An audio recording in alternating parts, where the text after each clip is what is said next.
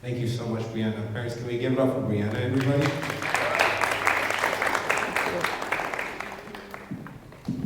Yeah, we don't want to take too much of your time, but I just want to encourage you as parents, as you think of questions to really ask her. I remember a time in my life, I didn't really talk to my parents. I had a lot of respect for my parents. And I remember one time my mom just decided to take me out. And we're in A&W, and she's like, how are things going? And things were going okay, and as she was just listening and just being present, I found myself I just started to cry. And I'm not someone who's super emotional, but there was just so much going on, and I was isolating myself, and I felt like my mom knew something was wrong, and obviously she was praying for me, but the time and space to get out of the house, I wasn't on my phone, and I think, honestly, if there's one thing that really wants to steal the joy and destiny that God has for this generation, it's not secularism or satanic forces or whatever. Those also play an impact, but it's phones. Phones are so, they distract so much. But also, it's not just distracting. If you think about it, and I think about mental health, and why wasn't a big issue when I was a teenager? And it was, but it's so much bigger now because a student wakes up, they check their phone. Their phone is telling them, be you, be yourself, solve your own problems, look this way, do this way. And those things actually don't work, but it's keep going, keep going, keep going. There's advertisement, all these different things. And then they're anxious because all these things aren't working and they're sad. But instead of to put the phone down and reach out and even experience God, the phone distracts. There are times where we went to camp and God did amazing things. People were dealing with insecurities and dealing with sin and all these different things were liberated, right? And then literally right after the session, the students went back to the same things and beliefs because they went back on their phones. They went back to their friends and all these different things. And then basically all that work that was done was kind of undone because of all those disconnections or not good connections they were forming on their phones as a result of being on it. So anyways, it's a challenge, but as parents, as you guys kind of learn from Brianna those different disconnections, you can actually start to see it with your students, sit down with them, understand the importance of dealing with the past, the importance of taking time alone in nature with God, and really putting your phone away and just praying together and listening. That can actually have a huge impact. And it takes time. It takes a couple lunches, it takes a couple times, and then you build a relationship with your student that social media can't, or phones can't, right? So anyways, I'll leave that there and say, do you guys have any questions for Brianna? Some of you guys as parents, with teenagers with anxiety, any specific questions that you wanted to ask her? Yeah, so teens need around 8 to 10 hours of sleep. So if you know what time they have to get up in the morning, I would suggest, even just that math, at least 8 hours prior to when they have to get up in the morning, phone should be off. And I work with a lot of teens, and I know that, teens will stay up till 2 a.m. And I'm not saying none of us do that, but specifically, stay up till 2 a.m. on their phones, not get sleep, and that's where that neglect of basic needs comes in. So they might already have anxiety and depression, but it gets worse because now they're not sleeping.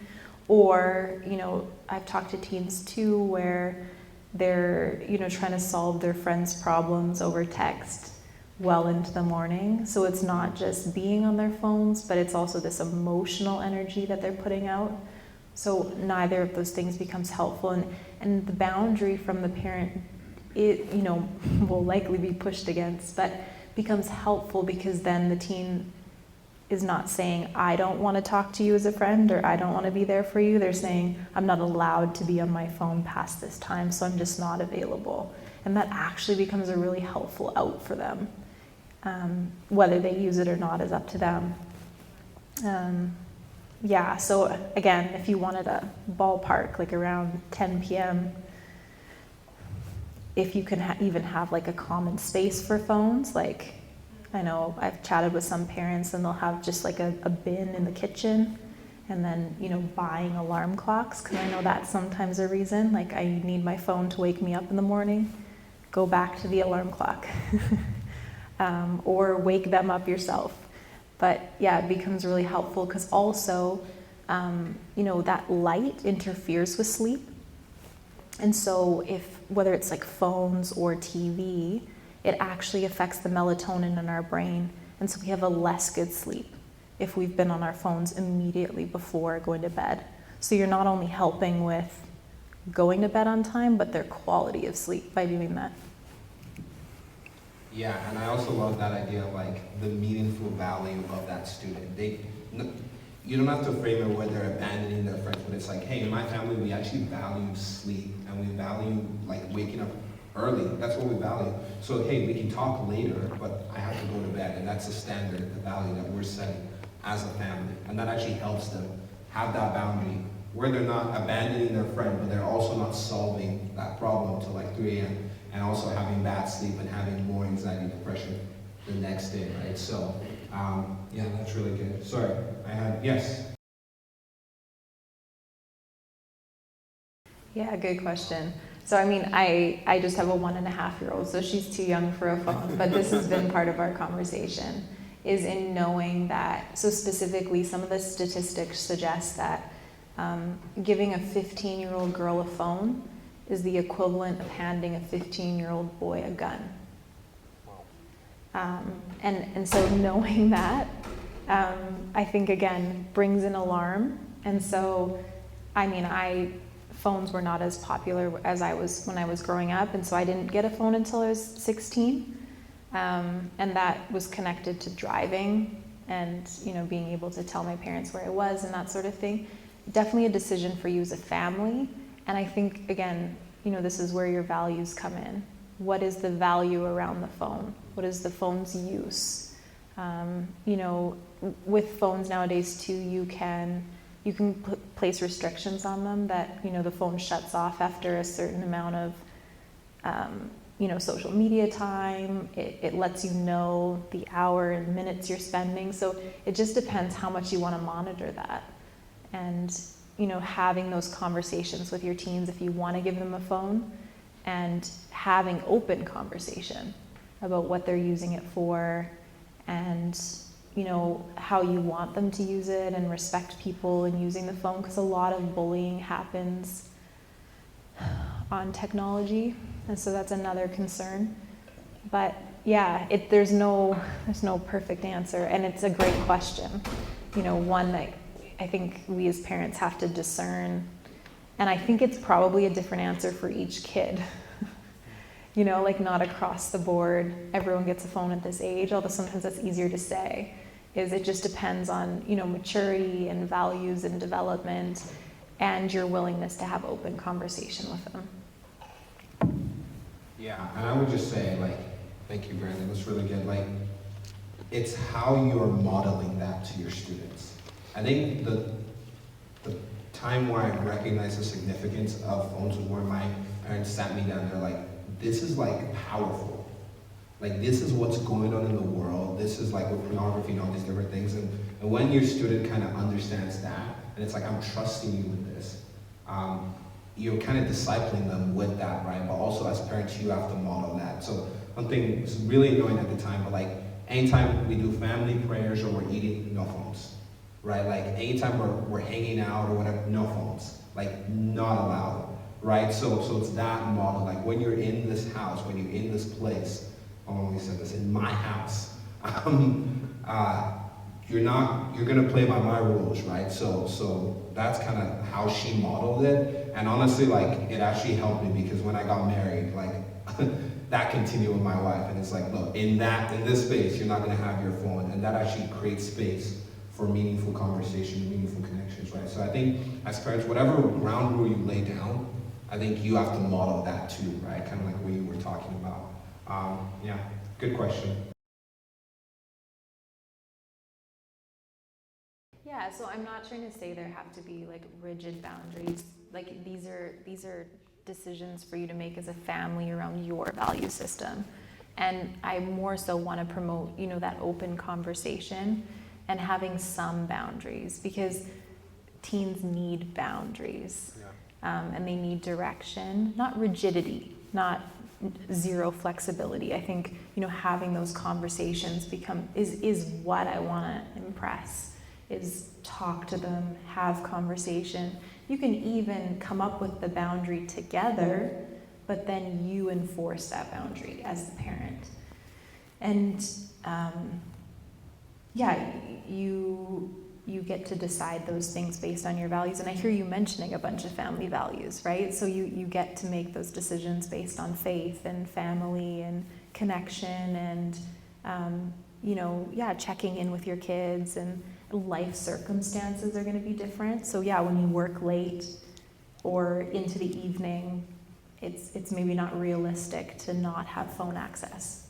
And so making those decisions, again, based on your needs as a family is more what I want to impress. Just that developmentally, depending on how old teens are, their control, their ability to create these boundaries on their own is not necessarily good. And so there has to be some structure and conversation and understanding about what's expected so that their basic needs are met, because they're not necessarily going to take responsibility for meeting all of those. Now, it depends on your teen too. So this is where, I'm definitely not saying 15 is the rule or something. I really want to impress. That's a decision for you to make as families. Yeah. And I would say students are different in terms of and parents are different, right? So what is the rule in your family? And also there are different kinds of phones. There are phones that are called dummy phones now that's actually a resurgent, where people are social media, all these different things are too much of an add-on. I just need a phone to be able to call or text. Why? Because there's students who, they are using their phones to study or whatever, but because there's so many other things. That's the point I'm trying to put, where it's they have an iPhone and they're using it to use their calculator or read, but there's so many other distractions. There's a student she's brilliant, and I remember her saying, I use my phone to study, and there's a thing called screen time on iPhones where you can kind of see how many hours, right? And she was using her phone to study, but she spent 12 hours on her phone, and a lot of that was social media. So she's distracting herself. So work that would typically take an hour. So maybe your student can be done in an hour, 4 hours. 4 hours, 3 hours on so, and it's oh man, this is so hard, this is so challenging. But you only spent 1 hour actually studying. Why? Because this phone that was supposed to make you communicate with your mom, there's so many distractions, and now you feel overwhelmed. I can't do this anymore. I can't do this test. Life is so hard, all these different things. That simple change, where if they just had a phone where they could just call or whatever, study for 2 hours, study for 3 hours, man, I could do this, and I'm going to go to bed early. There's so many distractions, so many different apps, like that app you talked about, and much other social media. And then the way it's set up is that it's designed to keep your student to keep scrolling. So it's not it's random. They program it specifically for your student, so that for the next 3 hours or 4 hours, they're just there. Right? They miss connections, they miss school. So it's even looking at the effects of this, right? Is it worth it? And how can we model that in our home, right? Because these devices are really distracting, right? So I think that's one thing to pay attention to in this culture age.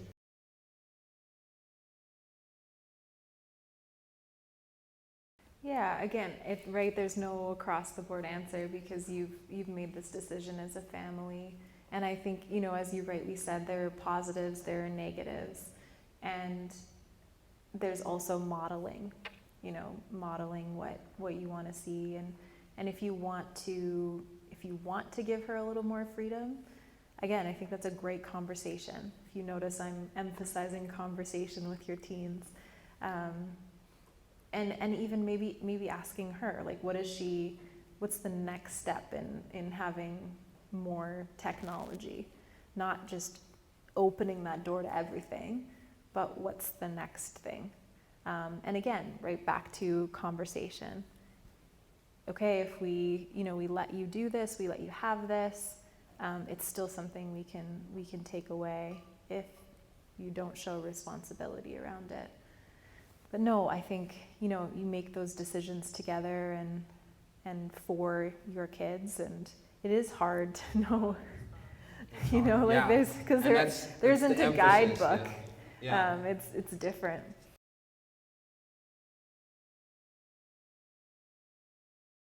Yeah, no, that's a great question, because when they're just, phones aside, there are distractions throughout the day, and sometimes anxiety catches up to us at night, and those are when those thoughts hit us.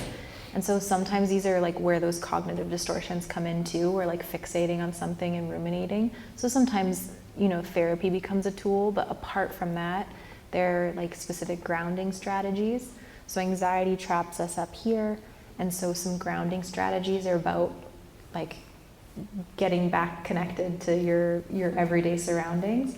So one of my favorite ones is called 5, 4, 3, 2, 1. So I would say generally an unwinding routine before bed is helpful, like tea, reading. It doesn't have to be those things, but anything that's like calming for someone, and those can look different person to person. And then grounding, so 5, 4, 3, 2, 1 is, getting into a quiet place, listening 5 things you see, 4 things you hear, 3 things you can like tangibly touch, 2 things you can taste, and 1 thing you can smell. And going through that a few times to move from your thoughts back to your environment. Because again, anxiety traps us in our head. So breathing exercises, grounding exercises, and then just addressing those 5 senses. So if we're caught up in our heads, what's something we can do to get back to the present? But then maybe prior to bedtime, how do I process some of my anxieties throughout the day so they're not left to the very end of it interfering with sleep? Yeah, and I would say even an add-on to that is something that really helps is when a teenager's, really anxious before, they might just need to write down what they're anxious about, their fear. I think Brianna and I were chatting about this, and it's like, oh my goodness, like, I don't think I studied enough, and I think I'm gonna fail my math test tomorrow. That's the thing that they're trying to solve in their mind. And if they write it down, you as a parent can be like, well, did you study throughout the week? So yeah, I studied for 3 hours. Okay, so that's irrational because you did study and you prepared yourself. So, and then they see, oh my goodness, like I don't know why I was worried about that, but like writing it down, walking and talking it through with them really helps them process that before, and then that thought is kind of gone, right? So, yeah.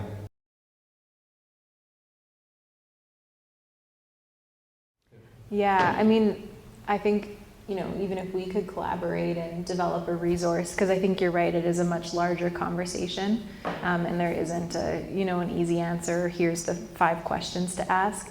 But I love that question, because it is about having conversation and talking about mental health, but also anxiety and depression, and how, feelings of hopelessness can lead us down this pathway of suicide. So I don't think there's like a quick, easy answer. I would say, start the conversation, even with, hey, something that came up is a lot of teens consider suicide at some point. I know in my work, I just ask it. I was really hesitant when I first began working as a counselor to start with that conversation, but it's part of my intake process now, which is, have you ever, the term is suicidal ideation, thought about suicide? And are you currently thinking about suicide? And how far along that path have you gone? Because talking about it doesn't mean that someone won't act, but if you're willing to talk about it, that does give hope to the situation.